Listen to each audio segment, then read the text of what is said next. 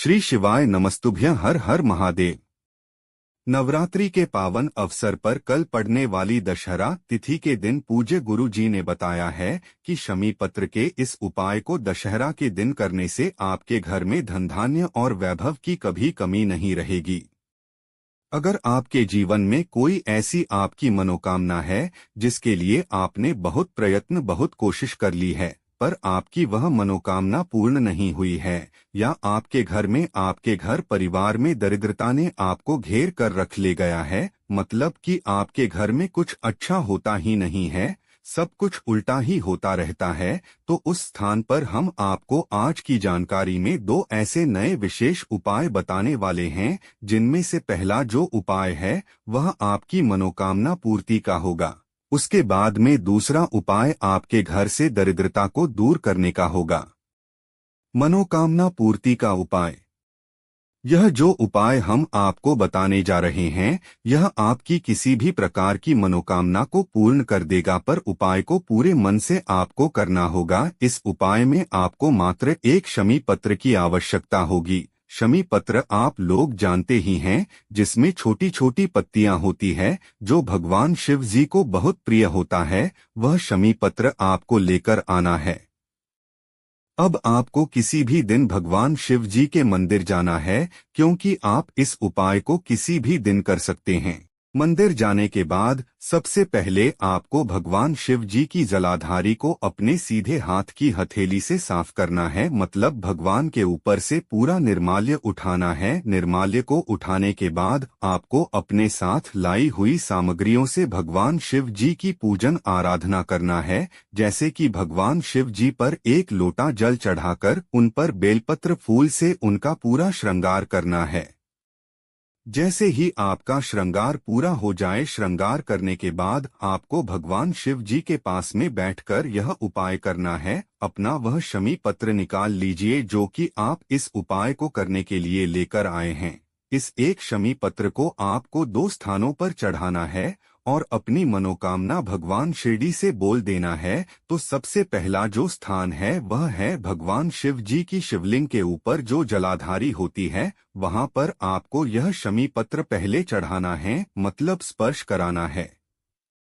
आपको यह शमी पत्र जलाधारी पर मात्र स्पर्श कराना है, मतलब छुआना है, और वापस से इस शमी पत्र को उठाकर भगवान शिव जी की शिवलिंग के ऊपर आपको इसे समर्पित कर देना है। जब आप यह शमी पत्र भगवान शिव जी की शिवलिंग के ऊपर चढ़ा रहे हो तो उस समय आप भगवान शिव जी से अपनी मनोकामना जरूर बोल दीजिए।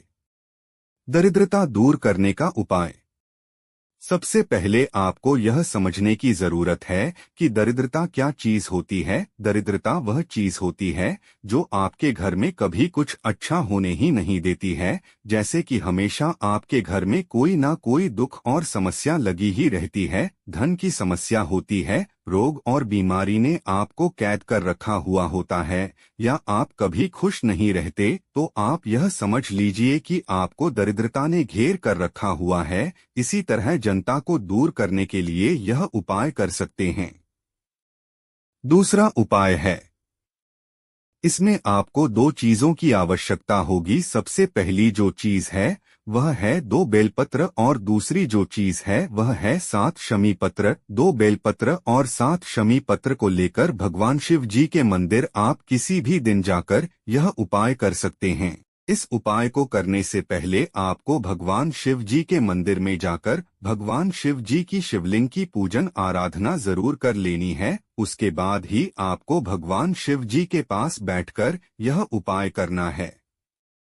इस उपाय में सबसे पहले आपको 2 बेलपत्री को 2 स्थानों पर समर्पित करना है। अपनी सबसे पहली बेलपत्र को निकाल लीजिए और इस बेलपत्र को भगवान शिव जी की जो जलाधारी होती है, जलाधारी पर इससे समर्पित कर दीजिए, मतलब भगवान शिव जी की शिवलिंग के सामने जो जलाधारी का हिस्सा होता है वहां पर इसे समर्पित कर दीजिए। अब जो दूसरी बेलपत्र होगी, इस दूसरी बेलपत्र को आपको भगवान शिव जी के शिवलिंग के पीछे जो हल्का सा जलाधारी का हिस्सा रहता है वहां पर आपको समर्पित करना है। मतलब पहली बेलपत्र आपने शिवलिंग के आगे समर्पित करी जलाधारी के ऊपर, अब दूसरी बेलपत्र आपको शिवलिंग के पीछे जलाधारी के ऊपर ही समर्पित करना है। अब आपके पास जो 7 शमी पत्र है, इन 7 शमी पत्र को भगवान शिव जी की शिवलिंग के ऊपर एक एक करके समर्पित कर देना है। और समर्पित करने के बाद भगवान से यही प्रार्थना कर लेना है, आपकी घर में जो भी दुख और उस समस्या चल रही हो या जिस भी प्रकार का कष्ट चल रहा हो उसके बारे में आपको भगवान से विनती कर लेना है। यहाँ इस उपाय को करने से आपकी सारी दरिद्रता दूर हो जाएगी। यह दोनों उपाय आप किसी भी दिन कर सकते हैं, पर उपाय को करने का जो समय रहेगा वह प्रातः का सुबह भी आप इस उपाय को कर सकते हैं और शाम के समय भी आप इस उपाय को कर सकते हैं।